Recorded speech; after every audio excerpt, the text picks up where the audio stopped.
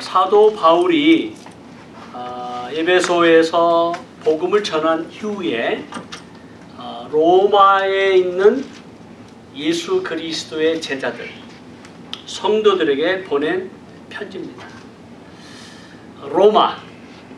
로마라고 여러분이 그 얘기를 들으시면 어떤 생각이 나시죠? 로마에 한번 가보신 분? 네, 한 분 외에는 아무도 가보지 못해요. 저도 못 가봤습니다만, 로마 하면 로마 제국의 수도요. 또 그리스 로마 문화의 가장 참 핵심과 문화의 꽃을 피웠던, 그리고 로마 제국의 많은 그 역사적인 증거들, 또 어떤 고고학적인 측면에서 남은 많은 유물들이 있는 곳라고 생각이 되어집니다. 이 로마에 살았던 사람들이 로마 제국의 수도였기 때문에 그때 갖고 있었던 프라이드가 대단했을 거라고 생각을 해요. 오늘도 뭐 서울 출신 아니면 그 외에는 도시도 되지도 않고 그냥 지방 내지는 시골이라고 표현하는 것처럼 전 세계를 지배하고 있었던 로마 제국의 수도의 로마에 살고 있는 성도들의 자부심은 아마 대단했을 거라고 생각이 됩니다. 아마 로마에 살고 있는 예수 그리스도 믿는 성도들이 혹 그들이 자유인이든 자유인이 아닌 노예의 신분을 갖고 있었던 노예를 할지라도 나는 시골에 살고 있는 노예와는 좀 달라 라고 하는 그런 프라이드가 있었는지도 모르겠어요. 어쨌든 이 로마의 복음이 전파가 돼서 신분의 높고 낮음을 통해서 또 여러가지 빈부 귀천을 떠나서 예수 그리스도 믿는 성도들의 모임이 아마 시작이 된 것 같습니다. 사도 바울이 그곳에 가서 복음을 전한 것은 아니었어요. 흩어진 디아스포라, 유대인들의 디아스포라, 그리고 그 디아스포라 삶 속에 살았던 몇몇 안 되는 이름도 빛도 없는 그리스도의 제자들이 가서 복음을 전했고, 그 복음이 로마와 그리고 로마의 가장 최고의 황제의 측근들에게까지도 복음이 증거되어 있는 상황을 봐서 강력한 영향력을 가졌던 이 성도들의 삶을 통해서 복음이 편만하게 증거됐던 것 같아요. 그 소식을 듣고 에베소서 복음을 전하고 목회를 하고 있었던, 잠시 목회를 하고 있었던 사도 바울이 로마에서 있는 성도들에게 편지를 보낸 거예요. 그래서 로마에 있는 성도들을 보내서 아주 구구절절히 오직 의인은 행위나 노력이나 열심으로 구원을 받는 것이 아니라 믿음으로 말미암아 구원을 얻는다라고 하는, 가장 우리가 알고 있는 그 신학에서 예수 그리스도를 믿음으로 말미암아 구원을 받는다는 핵심의 메시지를 로마 성도들에게 증거하고 있습니다. 그리고 예수 그리스도 믿는 성도 이후의 성화의 과정에 대해서 삶은 어때야 되겠느냐에 대해서 또 도전하고 있고, 그러면서 사도 바울이 개인적으로 내가 정말 로마를 방문하고 싶고, 그리고 로마를 방문한 다음에 어디까지 한 번도 밟아보지도 못한 그 미지의 땅 스페인까지 내가 복음을 전하기 위해서 나는 스페인으로 가야 한다 라고 하는 메시지를 현재 로마서에 담고 있습니다. 그럼 로마에 있는 이 성도들의 삶은 어땠냐면, 보니까 너무 똑똑한 거예요. 너무 잘났어요. 그래서 서로가 서로를 판단하고 정죄하는 그러한 교회의 모습이 있었던 것으로 기록이 되어집니다. 그래서 로마서 13장 14장에 보면 너희가 믿음이 연약한 자를 받고 비판하지 말라, 형제를 정죄하지 말라, 먹고 사는 것으로 사는 자들이 아니라 우리가 주를 위하여 살고 죽어도 주를 위하여 죽으니 그러므로 사나 죽으나 우리가 다 주의 것이다. 그리고 우리가 화평의 일과 서로 덕을 세우는 일에 서로가 힘쓰고, 무슨 일을 하든지 우리가 한 마음 한 뜻으로 서로 뜻을 갖게 해서 서로가 받아두고 영접하고 인내하고 한 소망 안에서 그리스도 안에서 하나됨을 힘써 지켜야 된다라고 하는 것을 로마 교회 성도들이 강력하게 도전하고 있습니다. 그 로마 교회 성도들이 우리 갖고 있는 프라이드도 대단했지만 아마 오늘날 어느 도시에 비교하는지 모르겠습니다. 워싱턴 DC를 얘기할지 아니면 LA를 얘기할지 그 도시에 대한 자부심, 또 교회에 대한 자부심. 우리 교회는 적어도 이런 교회야. 이런 자랑거리가 있어. 여러 가지 것들도 있고, 또 새로 교회를 방문하는 성도들을 향한 어떤 믿음이 지극한, 또 믿음이 있다라고 얘기하는, 흔히 우리가 은혜를 많이 체험했다라고 고백하는 많은 사람들이 볼 때 부족하고 연약하고 넘어지는 많은 사람들을 비판하고 정죄하는 그런 모습들이 가득했던 이 로마 교회를 보니까 사도 바울이 안타까운 거예요. 우리가 은혜 받았다라고 하는 얘기를 참 종종 합니다. 여러분, 은혜 받았다는 게 어떤 의미인가요? 나 은혜 받았어. 그렇게 얘기하면 하나님의 말씀을 전하시는 목사님의 설교가 깨달음이 와지고 전에 몰랐던 것을 알게 되고 내가 삶을 이렇게 살면 안 되지, 내가 정말 주님의 말씀대로 순종하며 그렇게 따라야지 라고 생각하는 것이 은혜 받았다라고 얘기하는 건가요? 그럴 수 있죠. 또 내가 주님 앞에 선하고 기도하고 이 일이 꼭 이루어졌으면 좋겠다라고 간절히 원했던 것이 이루어졌다 라고 생각하면 뭐라고 얘기하세요? 은혜 받았다라고 얘기하죠. 또 성도들의 간증을 통해서 그 삶 가운데 역사하셨던 그 하나님의 모습을 보니까 은혜 받았습니다 얘기하잖아요. 여러 가지 모습 가운데 우리 은혜라고 하는 것을 참 많이 사용합니다. 막 그랬던 것 같아요. 로마 교회 성도들도 은혜 받았습니다. 그런 이제 은혜 받았다는 걸 통해서 이제 교회 안에서 많은 일들이 벌어가는데 실제 그게 은혜냐라고 하는 거예요. 사도 바울이 오늘 본문에 보니까 내 형제들 너희가 스스로 선함이 가득하고 모든 지식이 차서 능히 서로 권하는 자임을 나도 확신하노라. 이 말은 두 가지 의미를 보여줄 수 있는데 사실 그렇고 또 하나는 정반대로 사도 바울이 어떻게 얘기했을까요? 제가 생각할 때는 좀 비꼬는 듯한 그런 뉘앙스가 좀 느껴지는 것 같아요. 너희가 스스로 선함이 가득하고 모든 지식이 차서 능히 서로 권하는 자임을 나도 확신한다. 그러나를 얘기하는 거 보면 그러나 너희들이 스스로 선함이 있다고 얘기하고 너희들이 모든 지식이 차고 넘쳐서 능히 서로 권하는 자인 것을 라고 너희들이 얘기하지만 너희들이 은혜를 받았다고 얘기하지만 은혜를 경험했다고 얘기하지만 은혜를 날마다 체험했다고 고백하지만 하나님의 은혜가 무엇이냐, 그것을 사도 바울이 오늘 본문의 말씀을 통해서 말합니다. 그러나 내가 너희로 다시 생각나게 하려고 내게 주신 은혜로 말미암아 담대하게 너에게 다시 말하는데, 은혜는 뭐냐? 여기 16절 은혜는 곧 나로 이방인을 위하여 그리스도 예수의 일꾼이 되어 하나님의 복음의 제사장 직분을 하게 하사 이방인을 제물로 드리는 것이 성령 안에서 거룩하게 되어 받으실 만하게 하려 하십니다. 다시 말하면 하나님의 진정한 은혜는 여기 세 가지가 나와 있는데, 첫째는 뭐냐면 이방인을 위한 예수 그리스도의 일꾼이 됐다라는 것 자체가 은혜다라는 거예요. 믿으십니까? 이방인을 위한, 복음을 듣지 못한, 이 세상에서 아직도 예수 그리스도를 알지 못하는 이방인들을 위해서 우리가 예수 그리스도의 일꾼으로 부르심을 받았다는 것 자체가 하나님의 은혜라고 고백하고 있습니다. 믿으십니까? 바로 우리는 그러한 은혜를 받은 자라고 저는 믿습니다. 우리가 하나님의 은혜를 받았다는 것이 대부분 자신의 개인적인 혹은 이기주의적인 동기나 목적에 의해서 내가 은혜 받았다라고 하는 고백하는 것도 필요하겠지만, 하나님이 말씀하시는 은혜는 전폭적으로 이방인들을 위해서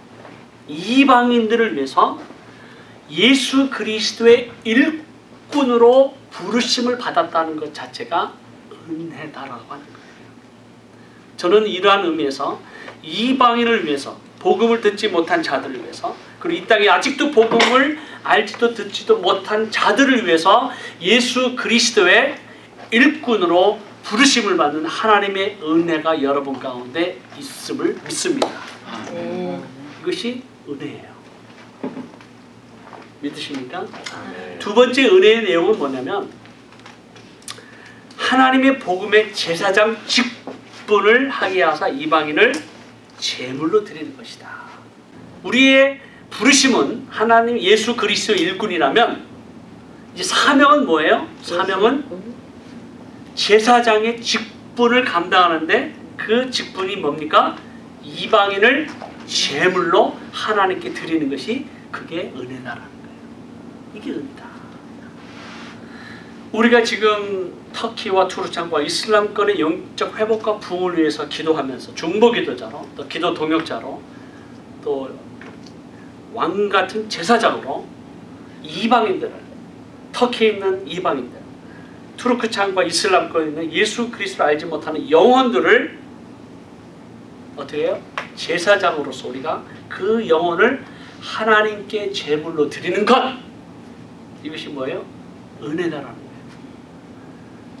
이것이 복음에 전하는 전도자의 사명이든 교회를 개척하는 선교사적인 사명이든 그 영혼을 위해서 날마다 순간마다 그리고 매주 화요일마다 목요일마다 또 우리 교회에서 그 잃어버린 영혼들을 위해서 기도하는 것, 이것이 은혜다라는 거예요.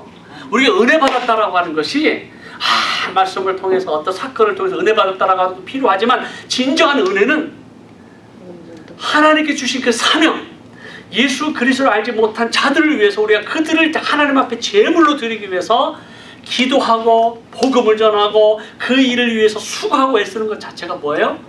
이게 은혜라는 거예요. 이게 은혜라는 거예요.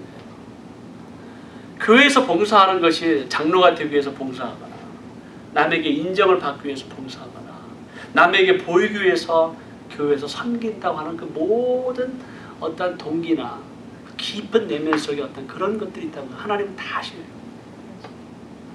사람이 보든지 안 보든지 인정하든지 인정하지 않든지 상관없이 거룩하신 하나님 앞에서 내가 복음의 일꾼으로 부르심을 받았고 이방인들을 예수 그리스도 믿지 않는 자들을 위해서 섬기는 그리스도의 몸된 교회 안에서든지 교회 밖에서든지 사회에서든 직장에서든지 그들을 제물로 하나님께 드리려고 하는 그 사명을 감당하는 것 자체가 이것이 은혜다라는 거예요. 이런 은혜가 충만한 여러분의 삶이 되기를 주님의 이름으로 축원합니다. 그것이 돼야 돼요. 그러면 그 삶은 은혜가 충만한 거예요. 전도자의 삶이기 때문에, 섬기는 자의 삶이기 때문에, 중보자의 삶이기 때문에 은혜가 넘쳐나는 거예요. 다른 것에 관심이 없는 거예요. 지금 이 로마 교회가 서로를 비판하고 정죄하고 심판하고 누가 더 똑똑한지 누가 더 선한지 누가 더 많은 일을 했는지 누가 더 교회에서 영향력이 있는지 이것을 가지고 따지는 것이 아니라 하나님의 은혜는 이방인들을 위한 그리스도의 일꾼으로 부름받았다고 하는 이 컬링, 부르심과 사명, 이방인들을 제물로 하나님 앞에 드리고자 하는 우리의 사역, 이 사역을 위해서 내가 쓰임 받았다고 하는 것 자체가 이게 은혜다 라고 사도 바울은 고백하고 있습니다. 세 번째는 뭐냐면, 세 번째는 자랑이 있다면 우리가 참 자랑을 많이 하잖아요. 우리가 봉사를 하거나 교회를 하거나 섬기거나 헌금을 하거나 무슨 일 하든지 자신을 쳐서 복종시키지 아니하면 자신도 모르는 사이에 그 교만이, 그 자랑이 올라오는 거예요. 올라오는 거예요. 로마 교회를 자랑하고 싶은 거예요. 로마 얼마나 화려하고 얼마나 전 세계에 영향을 미치고 모든 사람들이 한 번이라도 가보고 싶은, 밟아보고 싶은 그 땅, 로마, 그 수도, 로마 제국의 수도, 거기에 살고 있는 이 성도들의 자랑 얼마나 하겠어요. 근데 사도 바울은 말하기를 그거 다 쓸데없는 거다. 정말 자랑이 있다면 이방인들을 순종해서 나를 통하여 역사하신 것 외에는 내가 말하지 않겠다. 자신을 위해서 하나님께서 역사하신 거라고 얘기하지 않아요. 성도를 위해서라고 얘기하지도 않아요. 뭐라고 얘기해요? 이방인들을 순종하게 하기 위해서, 이방인들에게 복음을 전하고 교회를 개척하는 이 복음적인 사명을 감당하기 위해서 나를 통해서 역사하신 것, 이것이 어떤 거였냐면 표적과 기사의 능력으로 성령의 능력을 나타내는 이 모든 것, 말과 행위든지 표적이든지 뭐라고 나타나는 어떤 거라도 복음의 사명을 위해서, 사역을 위해서 나타나는 그 모든 것, 이거 외에는 내가 자랑하지 않겠다. 이것이 진정한 하나님의 은혜라고 하는 거예요. 우리가 이방인들을 위해서 중보기도 하는 것, 이게 하나님의 은혜인 줄로 믿습니다. 이것이 우리의 자랑인 거예요. 우리가 터키와 투르크창과 이슬람권에서 무너질 것 같지 않은 저 거대한 여리고성을 바라보면서 세상 사람들은 이슬람권이 힘들다, 어렵다, 안 된다라고 얘기하죠. 우리는 믿음의 눈으로 바라볼 때 하나님께서 하실 수 있습니다. 하나님께서 그 땅의 통치자가 되십니다. 그 땅을 다스리시는 왕이십니다. 그리고 하나님께서 마지막 때에 수많은 열방과 민족과 방언과 백성들이, 이 헤아릴 수 없는 수많은 영혼들이 마지막 날 예수 그리스도 이 땅에 재림하신 그날 하나님께서 하나님의 백성들을 불러 모으실 것입니다. 그 백성들 가운데 터키 민족도 있을 것이고 투르크 민족도 있을 것이고 수많은 민족들이 있을 것이고 우리가 기도했던 그 영혼들이 주님 앞에 몰려올 것입니다 라고 하는 이 믿음의 눈으로 바라보면서 선포하며 나아가는 그 믿음, 그리고 그 일을 위해서 믿음으로 순종하고 사역에 봉사하고 기도하는 이런 사역이야말로 뭐예요? 이게 은혜다라는 거예요. 이게 우리의 자랑이라는 거예요. 이게 자랑이에요. 하나님께서 이번 케어 사역을 통해서 역사하신 것을 감사하고 찬양하고 영광을 돌려드립니다. 우리가 선택과 집중이라는 것을 우리가 모토를 가지고 열림은 장로교회 넥스트 공동체 청년들이 지난 5년 동안 앙카라라고 하는 한 지역을 집중적으로 섬겨달라고 부탁을 드렸습니다. 그래서 그 와중에 위기도 있었어요. 계속 한 지역을 가야 되느냐. 이 지역도 다른 선교 지역도 돌아보고 뭐 이렇게 다른 건 다 돌아봐야 되는 거 아닌가에 대한 어떤 도전도 있었겠고요. 또 계속 가는데 뭐 가까운 지역, 쉬운 지역, 열매가 많이 있는 지역, 막 그런 어떤 지역도 아니고 터키까지 가려면 재정도 많이 들고 펀드레이징도 많이 해야 되고 부담도 많이 되고 청년들이 사역하는 게 결코 쉽지 않은 그러한 상황임에도 불구하고 5년 동안 한 지역을 계속해서 우리 열림은 교회 넥스트 청년 공동체가 섬겨주셨어요. 5년 동안 온 형제가 있어요. 4년 동안 온 형제가 있어요. 3년 계속해서 매 한 지역을 가기도 좀 쉽지도 않은데 한 곳을 겨냥해서 매해 5년 동안 4년 동안 온다는 건 결코 쉽지 않습니다. 하나님의 부르심이고 그것이 은혜고 터키 청년들을 섬기고 그들과 세운 어떤 믿음의 관계를 통해서 복음을 증거하겠다는 그 하나님의 은혜가 없다면 감당할 수 없는 거예요. 그렇게 섬겨주셨어요. 그래서 올해도 7명의 청년이 와서 이 앙카라에서 섬겨주셨는데 11명의 터키 분들이 참여했어요. 청년들이 참석했는데 4일 동안 이제 한국어 캠프를 하고 2박 3일 동안 이제 홈스테이하고 그래서 이제 이 터키에 있는 두 가정이 뭐 몇 년 전에도 그랬지만 우리 계속 오는 우리 청년들을 이렇게 아들로 삼고 딸로 삼았어요. 그래서 저는 처음에 나 장난삼아서 한 건가 보다 이런 생각을 했는데 아니요, 굉장히 시리어스한 거예요. 내 아들이라고 자랑하고 내 어머니라고 또 우리 청년들을 고백하고 그러면서 세워진 그 끈끈한 믿음과 이 어떤 사랑의 관계가 세워지니까 매해 오는 거예요. 그리고 매해 와서 복음을 나누기 시작하고 사랑을 나누기 시작하고 섬김을 통해서 그리스도의 복음을 믿는 자들의 삶이 무엇인지를 증거하기 시작하는 거예요. 매해. 올해도 어느 한 가정에 딸과 아들도 삼았어요. 그거 보면서 참 시리어스하구나 이분들이. 그래서 지금도 막 카톡방에서 계속 아들, 딸 뭐 이렇게 얘기하면서 대화를 나누는 그 대화의 창에 저도 계속 보면서 참 감사하다 했는데 마지막 날 우리가 비전 출입을 하면서 서머나 지역 그 세인트 폴리캅 교회에서 11명의 터키 분들에게, 청년들에게 복음을 전했어요. 예, 우리가 믿는 예수 그리스도는 길이요 진리요 생명입니다. 우리가 영원한 생명을 갖는 것, 구원을 받는 것은 예수 그리스도에는 다른 길이 없습니다. 예수 그리스도를 통해서, 예수 그리스도의 믿음으로 우리가 하나님과의 관계, 죄인 되었던 우리가 하나님과의 관계가 회복이 되고 영원한 생명을 갖게 되고, 그리고 우리가 구원을 받게 되는 건데, 분명한 복음의 메시지를 증거할 수 있는 은혜를 허락해 주셨어요. 이분들이 아주 진지하게 듣더라고요.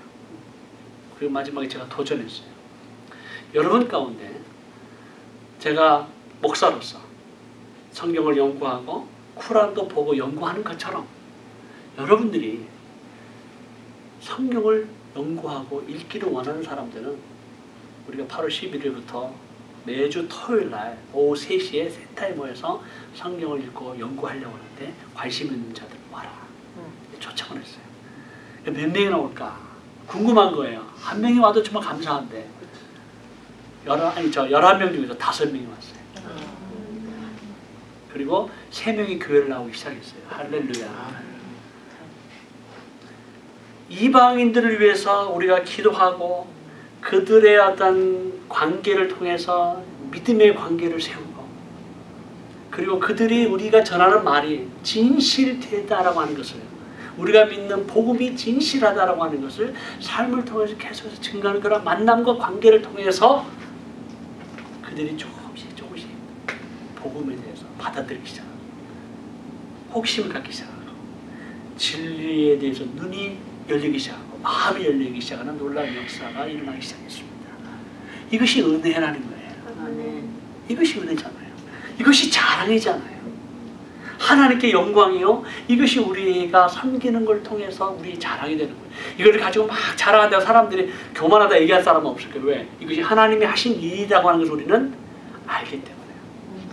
하나님께서 행하시는 일이었다고 하는 것을 우리는 분명히 고백하기 때문에 자랑인 것 도시에 우리가 그걸 스스로 자랑한다고 해서 이것이 자랑이 아니라고 하는 것을 이미 우리도 알고 있고 듣는 자들도 알고 있으라고 저는 생각합니다. 그렇기 때문에 사도 바울이 이 로마 교회 성도들을 향해서, 그리고 이 로마서에 있는 저와 여러분들을 향해서, 그리고 2000년 동안 이 로마서에 있는 모든 성도들을 향해서 전하고 싶은 메시지가 있는 거예요. 그 메시지가 뭐냐면 그 결론이 뭐예요? 20절이에요. 내가 그리스도의 이름을 부르는 곳에는 복음을 전하지 않기로 힘썼노니 이는 남의 터 위에 건축하지 아니하려 합니다. 이것이 사도 바울이 갖고 있었던 복음의 선교의 전략의 가장 중요한 프린시플이에요. 여기 보니까 사도 바울은 예루살렘부터 시작해서 두루 다니며 일루리곤까지 그리스도의 복음을 편만하게 증거했다라고 얘기하는데, 이 일루리곤이라고 하는 지역은 오늘날 어느 나라 어느 지역일까요? 여러분 혹시 아세요? 일루리곤. 디모데후서 4장 10절에 사도 바울이 디도를 보내면서, 디도 사도를 제자를 보내면서 달마디아라고 하는 그 지역의 이름이 나오는데 같은 지역이에요. 어떤 지역일까요? 지금 오늘날 지도 가운데 어떤 나라일까요? 아시는 분? 사도 바울이 여기까지 갔어요. 네, 모르시는 거 아니에요? 제가 말씀드립니다. 이 지역이 어디냐면은 현재 알바니아, 코소보 지역이에요. 마게도니아의 더 북쪽으로 갔어요. 그러니까 사도 바울은 어차피 2차 전도여행 때 마게도니아로 복음을 전하면서 일루리곤까지 간 것 같아요. 그쪽에서 구체적으로 어떤 일들이 막 일어났는지 성경은 우리에게 얘기하고 있지 않지만 사도 바울은 분명히 말하기를 내가 일루리곤까지 가서 복음을 편만하게 증거했다. 그 일루리곤이 오늘날의 코소보 지역이에요. 알바니아예요. 막 지금 이 그 분쟁이 일어나는 과거에 오스만 제국의 끝자락이었던, 그리고 그 끝자락에서 오스트리아 그 황제가 황제 부부가 어떠한 한 청년에 의해서 죽임을 당하면서 1차 세계 대전이 막 일어나게 했던 바로 그 지역, 바로 그 지역이, 그리고 이 오스만 제국이 그 땅을 지배하면서 수많은 무슬림들이 그 땅에 심었다. 과거의 복음으로 가득 찼던 기독교 지역의 땅이었다. 마치 북아프리카가 로마 제국의 기독교 국가, 비잔틴 제국의 국가였던 것이 이제는 완전히 이슬람의 땅이 됐던 것처럼 바로 그 복음의 땅이 코소보 지역이 지금은 무슬림들이 사는 땅으로 변하면서 많은 이 종족과 민족과 그리고 나라와 그리고 종교 간에 막 분쟁이 일어나는 바로 그 지역이 일룰리고 그 지역까지 사도 바울이 편만하게 복음을 전한다. 그러면서 그가 갖고 있었던 가장 중요한 프린시플은 뭐냐면 내가 그리스도의 복음을 전하는데 그 그리스도의 이름을 부르는 곳에 이미 그리스도의 이름을 부르는 곳이란 말은 뭐예요? 이미 가정교회가 있거나 거기 전도자가 있거나 이미 그곳에 복음을 전하는 사람이 그룹이 있다면 나는 거기 하지 않겠다라는 거예요. 왜? 남의 터 위에 건축하지 않겠다. 사도 바울은 어떤 프린시플을 갖고 있어요? 끊임없이 복음이 전파되지 않는 것, 교회가 없는 것, 교회가 개척될 수 없는 것, 어려운 지역, 힘든 지역, 심지어는 어떤 비전을 갖고 있어요? 나는 스페인까지 가겠다. 왜? 사도 바울은 아마 스페인이 땅끝이라고 생각했던 것 같아요. 땅끝까지 가겠다. 결국 사도 바울은 스페인으로 가지 못했습니다. 그는 로마에서 순교했어요. 그러나 그의 꿈은 죽을 때까지 잊지 않았어요. 그는 비록 그 땅을 밟지 못했지만 그를 따른 수많은 제자들에 의해서 결국은 복음은 증거되고 스페인에 복음에 대한 놀라운 역사가 일어났습니다. 지금은 많이 달라졌죠. 그런 걸 바라보면서 우리가 지금 선교하면서 또 우리가 기도하면서 정말 간절히 하나님 앞에 이 영적 제사장의 역할, 이 직분을 감당하기 위해서 이방인들, 아직 그리스도를 알지 못하는 그 이방인들의 영혼을 위해서, 구원을 위해서 우리가 끊임없이 그 제물을 하나님께 드리기 위해서 우리가 기도해야 되는 그 가장 중요한 포커스가 왜 우리가 터키의 영혼들을 위해서, 우리가 왜 투르크 창을 위해서, 왜 무슬림들을 위해서 기도해야 되는지 분명히 이유가 여기에 있는 거예요. 왜요? 그리스도의 복음이 전파되지 않아요. 교회가 없기 때문에. 그리고 가장 어렵고 힘든 지역이기 때문에 누군가는 이 사명을 감당하고 이 부르심 앞에 충성해야 될 줄로 믿습니다. 이것이 은혜라는 거예요. 바로 이 목요 기도 모임에 참여하는 여러분들, 또 이 터키와 투르크와 이슬람권의 회복과 영적 부흥을 위해서 기도해 주시는 우리 기도 동역자님들은 은혜를 받으시는 분들이에요. 그래서 더욱더 우리가 하나님의 은혜가 충만하기 위해서는, 하나님의 은혜가 더 우리의 삶 가운데 가득 넘쳐나기 위해서는 우리의 부르심과 우리의 사명에 더욱 충성스럽게 순종해야 될 줄로 믿습니다. 이것이 은혜다. 그래서 우리가 목요 기도 모임 나올 때마다 똑같은 기도 제목 가지고 또 기도하는 것 같고, 같은 기도 제목 계속 리피트하는 것 같고, 지금 당장 막 눈에 나타나는 거 없는 것 같다 할지라도 아니요. 하나님의 때에 하나님의 방법으로 반드시 이루실 겁니다. 아멘. 이것이 하나님께 우리에 드리는 헌신이에요. 부르심 앞에 우리의 순종. 이런 사역에 우리 한인 디아스포라 교회가, 우리 이민 교회가 거기에 관심을 가지고 초점을 맞추고 선택하고 집중하면은 아마 세계 복음화는 이미 다 끝났을 것 같아요. 이미 남들이 잘하고 있는 지역에 왜 또 다른 선교사를 보내야 되는지. 이미 현지 교회 목회자들이 이미 교회를 잘하고 있는데 그 옆에다가 또 왜 교회를 세워야 되는지. 그런 끊임없는 우리의 갈등들이, 아픔들이 있어요. 사도 바울이 받았던 은혜, 사도 바울이 우리에게 권면하고 있는 하나님의 진정한 은혜는 이방인들을 향한 부르심, 복음을 알지도 듣지 못하는 그러한 지역과 그러한 곳을 향해서 이방인들을 제물로 드리겠다라고 하는 영적 제사장의 사명을 가진 자의 은혜가 더 귀하고 더 감사하고, 그것이 얼마나 우리의 삶 가운데 중요한 것인지를 로마서 마지막 장을 정리하면서 사도 바울은 우리에게 권면하는 것입니다. 사랑하는 성도 여러분, 물론 필요합니다. 어떤 특수한 사역을 위해서 우리가 멕시코로, 중남미로, 또 복음이 전파된 지역에 가야 되는 하나님의 분명한 부르심이 있다면 가야 되겠죠. 그러나 어떤 쉬운 선교를 위해서, 혹은 교회를 자랑하기 위해서, 혹은 그곳이 가면 편하기 위해서 라고 한다면 하나님의 부르심과 이방인들을 영적 제사장으로서 제물로 드리는 그 은혜가 아니라 어쩌면 자기의 편한 어떤 이기주의적인 동기, 어떤 교회의 이기주의적인 어떤 목적을 위해서 그것이 이루어진다면 하나님은 슬퍼하실 거예요. 마음이 아파하실 거예요. 정말 마지막 때 이제 주님 곧 오실 것입니다. 마라나타 주 예수여 어서 오시옵소서. 우리가 고백하고 찬양하고 기도합니다. 그리고 기다리고 있습니다. 우리 주님 오실 때 정말 주님께서 우리에게 주신 그 은혜대로 우리가 순종한, 우리가 하나님 앞에 고백해야 될 내용이 무엇인지를 우리는 정말 지혜롭게 준비해야 돼요. 하나님 앞에 섰을 때 우리가 뭐라고 얘기할 것인가?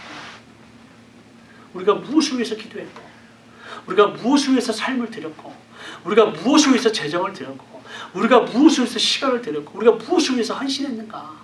그것이 이방인들을 향한 복음 전파와 부르심과 사명의 영적 제사장으로서의 삶이 아니라, 그게 은혜인데 그 은혜로운 삶을 산 것이 아니라 전혀 다른 것에 모든 것을 우리가 허비하고 그 삶을 드렸다면 우리가 하나님 앞에서 무엇이라고 얘기할 것인가?